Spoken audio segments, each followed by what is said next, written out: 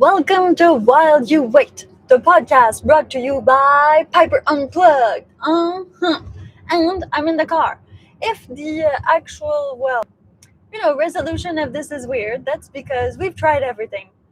Well, except for like the boring stuff, which would be not being in the car. So we tried with 5G plus our phones. We've tried with the star, and whatever we do, we're kind of there in life where people want to not see inside their wheels. Yeah, well, we'll see. It's a it's a new thing. It's a new thing. And then okay, so there was also another company, and that's actually two companies that not merged, but that decided to associate to create batteries. And there was this controversy with a project back in Quebec, where the government of Quebec, provincially, invested a lot of money into a battery factory, and that was, I think, it was Swedish battery factory, or somewhere Norway, maybe, I don't know, back in those countries, and then worked out. So they lost a whole bunch of money, and it didn't go well. But all that to say that they were able to create the battery also in Quebec. So it's two companies. Let me get their names right, because it's like a mix. So it's the mix of the two companies makes VoltaXplore, and that's based out of Montreal. So it was a joint venture between a graphene company called NanoXplore and a parts maker called Martinera. Martinrea. And so they made the battery cells together, but they enhanced them with graphene. And so I saw a little part in this Radio Canada interview, documentary style thing, and you could see them make the battery. So it's funny because it really looks like a battery, like a double A kind of battery, but it's not that, because the way they do it is that they put a whole bunch of those things and they need to be wired properly. So you have the cells, and then this kind of battery, and then you have the casing where you store them all in. So that was also developed here in Canada, and that's why they call this car like the business card of Canadian car manufacturers. And that's what I find the most interesting about this whole project, is that it took all of these things that Canada has, and it put them all together into a car, meaning like, look, we can make a car. It is possible. But we need all of these companies to be able to actually survive, and then to make the car and to sell it. But it was never meant to sell. The car was just a project. And so it was just made to say, look, all of these companies worked on this car. They can all make these parts, and now we can put them in this car. But of course, you could put them in any car. Like, the parts work independently of the whole entire car. And so this is quite the accomplishment for Canada, which again has never really produced a car. In that sense. So I don't know about you, and I don't know about what you know about cars, because I'm learning a lot with this whole Piper Unplugged project. And well, the whole point is to keep on learning, and it's not because I don't know things that I'm not going to share them here. That way, well, we can all learn together about this car. So I wanted to talk about, let me check. Okay, this one is cool. So it was around 80 Canadian suppliers that worked on the car. That's a lot, like 80 different companies, and that made it all work, which I find crazy. But I don't know, you try to like do a collab with one person, and that's complicated. Imagine 80 companies and 80 people all trying to work together. Plus, like I said, the software needs to talk to each other, and then you need to build it so that every piece goes into each other. Okay, so why is this like really important at the time that it comes? Because right now in 2026, like I said at the beginning, where we are right now in Canada is that there's all these people that have no job but that can work it. There's all these companies that can legit produce an electric vehicle, and so that could do it. And you have all of these factories that are doing nothing. They're just empty, and so that could be repurposed at, I guess, a minimum cost compared to like building a whole thing. It's a bit like renting instead of like starting from the land. Like if you want to build your own house, you buy the land, and then you need to talk to the city. You need to get the sewage, the water, the electricity, the permits for all of that. After which you can start building the actual home, and then you build. It takes a while, and after that, well, okay, you're living in the home. If you rent, it's a bit like it's already there. You take what's there, you make do with it, and that's kind of like cheaper, faster, right? So a lot of these big US companies, due to the tariffs of Trump, decided to leave Canada. And they probably won't come back. Or we don't know. But you don't want to leave like these industries sitting there for like 20 years, or else you're going to need to demolish them at one point. They won't be good anymore. So we're like in a special place where it would be good if it happened now. And also Canada is trying to be more sovereign. Yeah, that word everybody's using. Well, I think since Trump and the tariffs, a lot of countries are being like, oh, okay, so we should try to do that on our own now. We should try to be as independent as possible, all the while being able to help our allies and friends, of course. But if we can't even produce a car and we solely rely on the US, and Canada being on top of the US, there's not really much on top of Canada. And so if not, we need to get our cars from Mexico, which doesn't really have that much, like, I haven't seen that many Mexican cars on the road, if you get my joke. If not, it's China. And we have quotas on Chinese car right now because Mark Carney was like, okay, we'll let some of the Chinese car come in, but due to espionage and other stuff, it was like, we won't let all the Chinese car they want come in. We'll have quotas and we'll let a few come in. So that's how it's happening right now. And of course, there's the other automakers. There's Europe that has some cars that they do bring to the Northern American market. But they need to sometimes switch or change a little bit of the models. Those are model specifics for North America that they build over there, bring there, or build here and just ship here. So this is an interesting market, and people drive here, right? People drive, as all the French say when they come here. Oh, so big. So much land. It's so far apart between cities. And yeah, they're kind of right.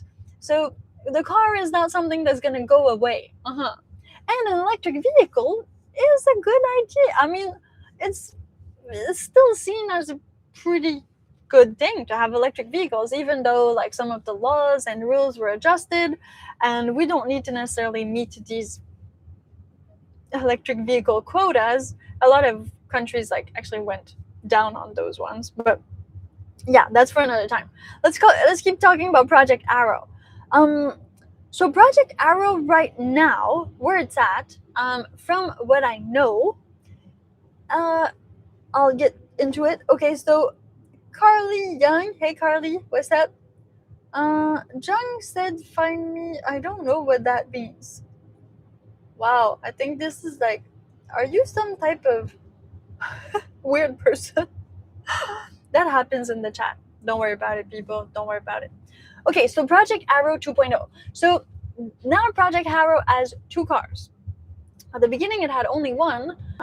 Let me check so I get this right. It's called Arrow Vector.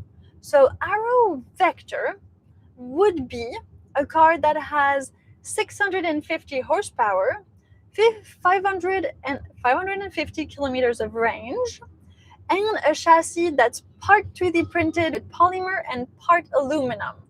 Also, it would have level 3 self-driving.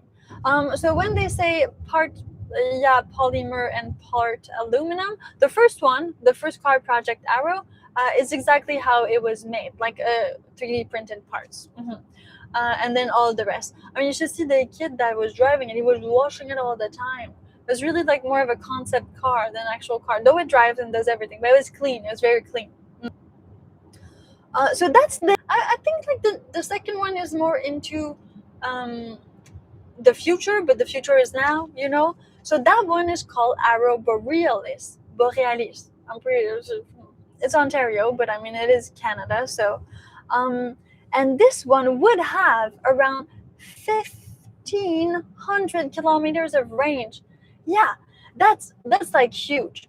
The only other car that so far I've heard would do that are a few of the Chinese, and then it's I think the Aptera, which is supposed to be solar powered, and that one was able to, or they say is going to be able to have huge range like that.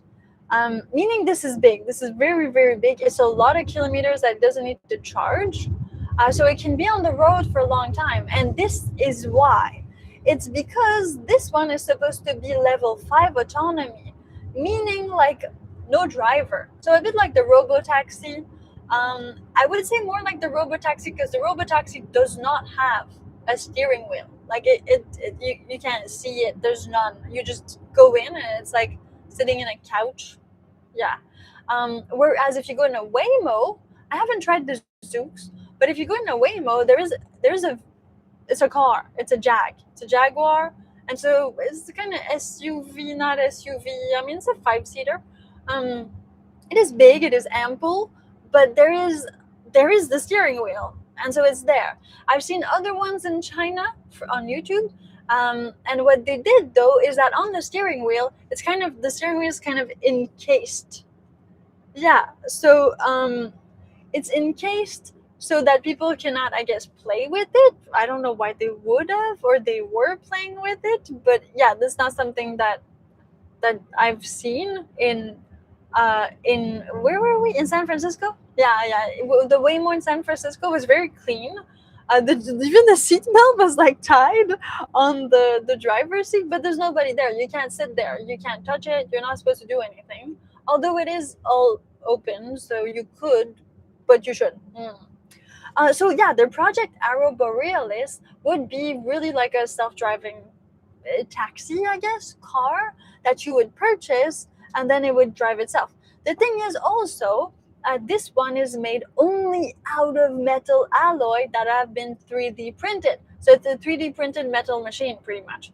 And that's another interesting thing. So they're using like all of these ways to create parts and manufacture them within that. So what I've seen so far is that they're supposed to create about between 12 and 25 of those vehicles. I don't know which order, and I don't know which of which. Like, is it Borealis or is it the Vector? Because though the governments have given them a lot of money to do that. Yeah, so I'm going to give you the numbers because I got it here. Government put real money behind it this time, $11 million. 7 from the feds, that's federal government, and 4 from Ontario, because yeah, the project is in Ontario. Although they use, like I said, 80 companies from a little bit everywhere all over Canada, it is based in Ontario. So yeah, that's kind of like pretty cool, and they want to build this fleet to see if it's feasible, and I guess to test it a little bit more. I mean, it's different to build one car than to create this kind of factory where you're gonna have to build more than one. And I was hearing the guys that worked also on like the Tesla Model 3. It was very interesting. And one of the guys, he doesn't work for Tesla anymore, he started his own company, and he was at I think it was Wall Street Journal. He was talking about how when they built the factory for the Model 3, they had kind of did it a little bit, I'm going to say all in Blender, if you know what I'm talking about, but they did it all like digitally. So they had all the plans and all of the architecture done in not real life. So they did it all on the computer, and then as soon as it was built, they realized that some of the stuff didn't work out. Like, people couldn't come in to put parts in the doors, in between the doors, because there wasn't enough space. and they had invested like Tesla had invested all the money into this factory for the Model 3, and they had no more. So what this guy did, because he was in charge of the manufacturing and all that, he went outside with all of his other guys. They put some of these tents, the tents like that people put up for barbecues and stuff. Like Sorry, I'm having trouble hearing. No, don't worry about it. So he put all of this up, and he started building the manufacturer like from scratch. So he started again, and he would like measure and see how much what parts was needed, and they did all of that. They remeasured everything and they rebuilt, and then it worked, and they were able to massively produce the Model 3. So I guess this is what they're trying to do with this. They're of course throwing money at the problem, but after that you still need for it to be feasible, and that's a big thing. Okay, and then what else we have here? Shoop. Give me one moment. I have to answer back because we're going to a special place, and I need to connect with the guy. Oh, that's Ron. That's my guy. I messaged him on WhatsApp, and now he's messaging me on Instagram. I'm just gonna copy. Here we go. What's your ETA? Still around 3.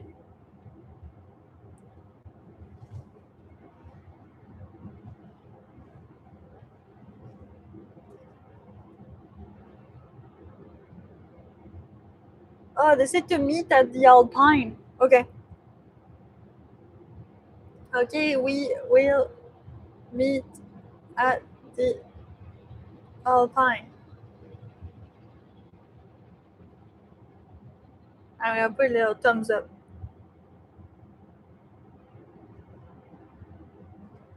Perfect. So we meet at the Alpine.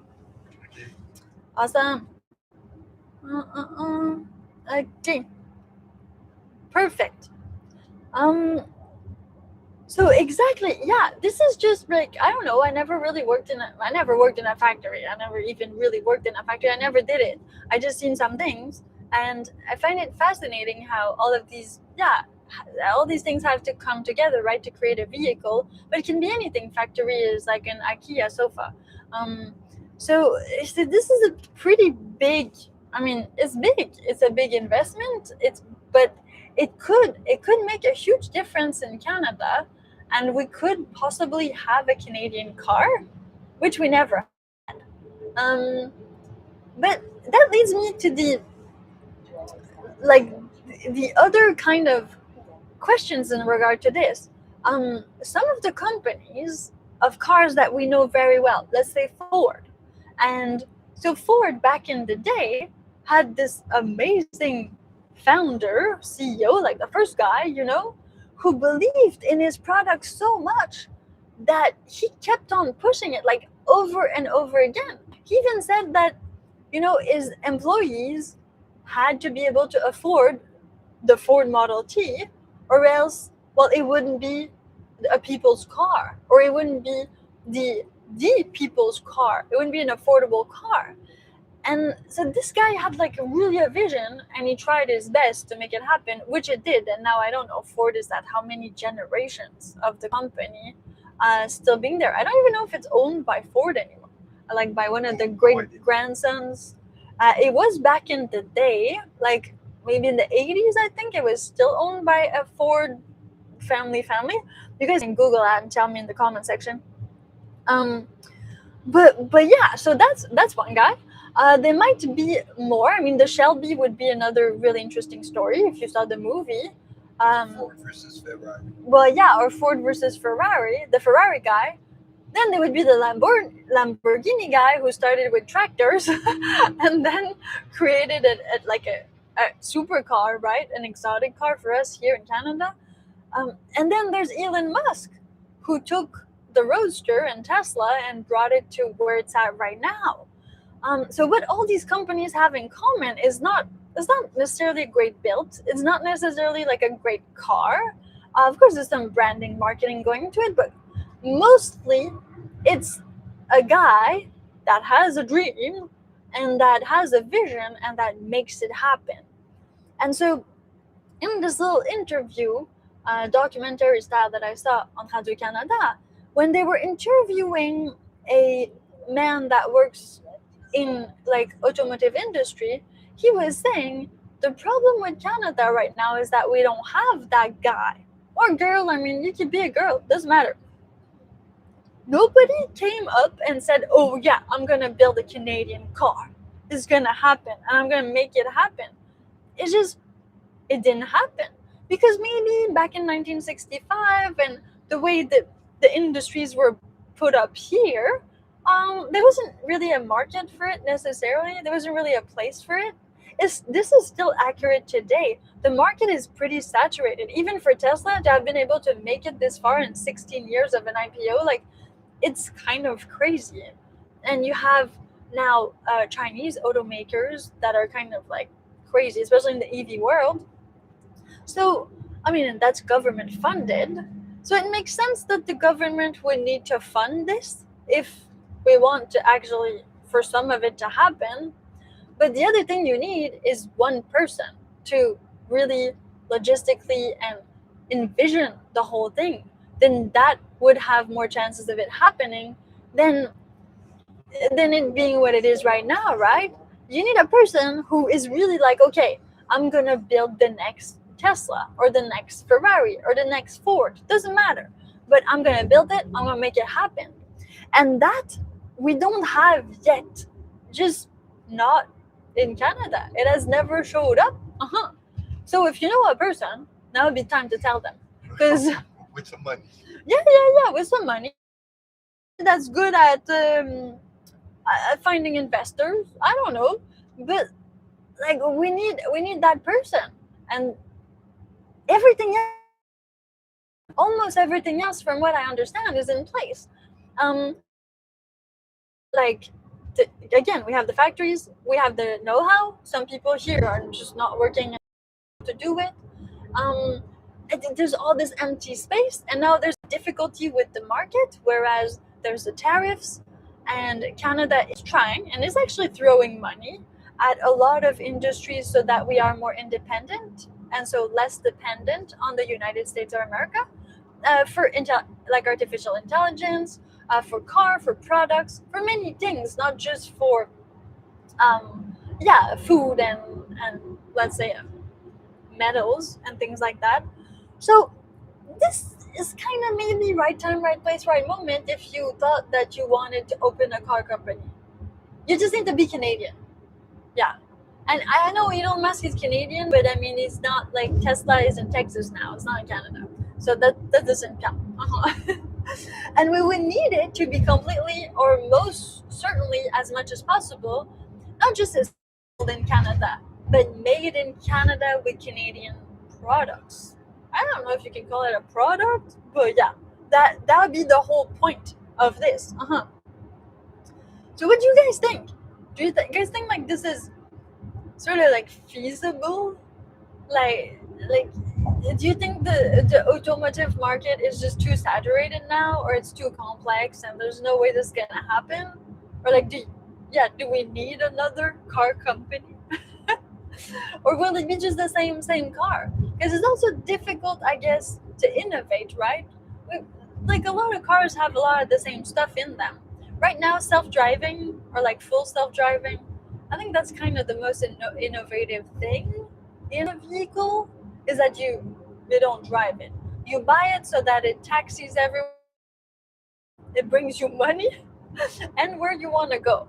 I mean, that would be kind of the next big thing, I feel, is that if your car is yours, but it's also everybody's. And I know there's already some things like that. You can have car share, and there's in Vancouver there's Modo or there's Evo, and you can car share, but it's not that great because not everybody has adopted it.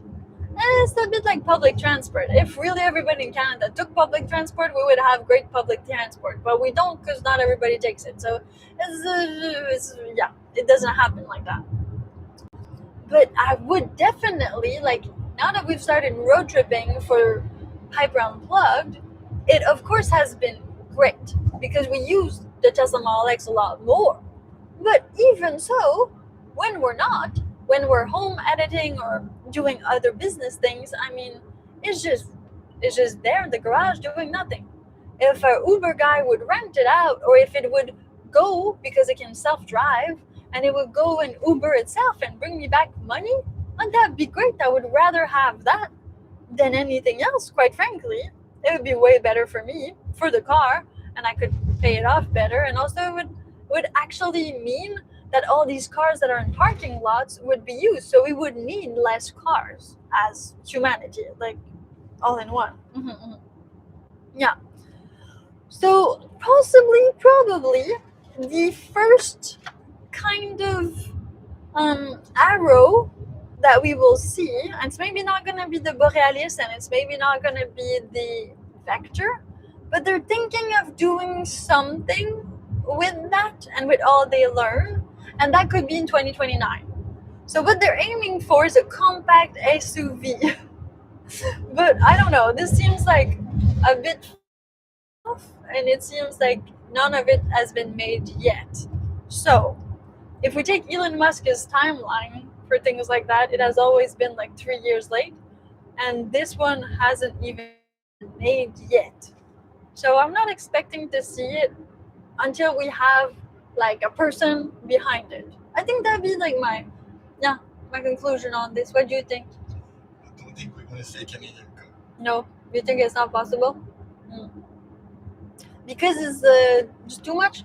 There's a lot of competition. Yeah. And we need to start an entire factory.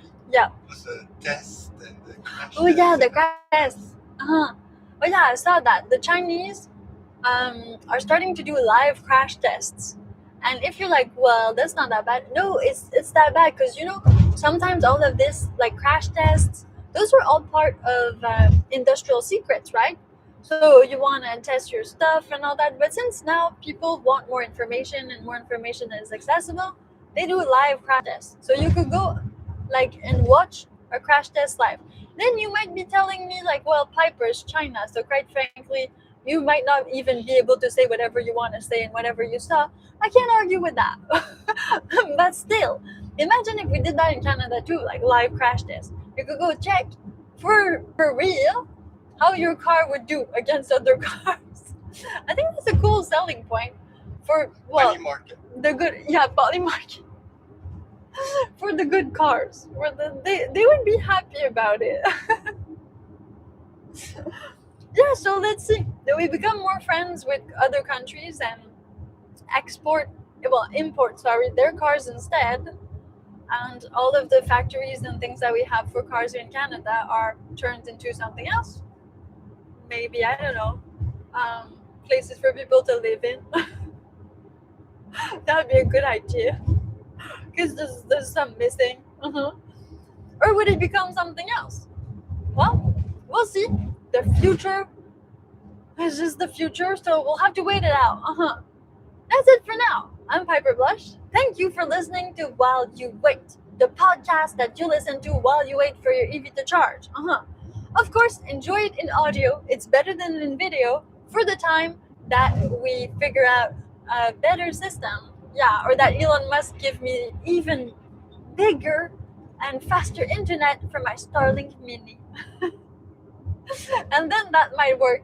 I mean, we're live streaming just like those cam girls back in the day. It's still kind of iffy, but It's buffering. nothing for it. Get my face and my voice. Cute accent. All right, you'll listen to my voice in the next one. Until then, don't forget to go check out the shorts. And, well, we're on Piper Unplugged on YouTube, but we're also on piper.unplugged on Instagram. If ever you have an Instagram and you want to look at what's out there too. Short videos, long forms. We're going to go shoot some content today and throughout the week. So you're going to get a lot for your views this week. Make sure you drop comments on everything because I read and answer all of them. And thank you for being there. Bye.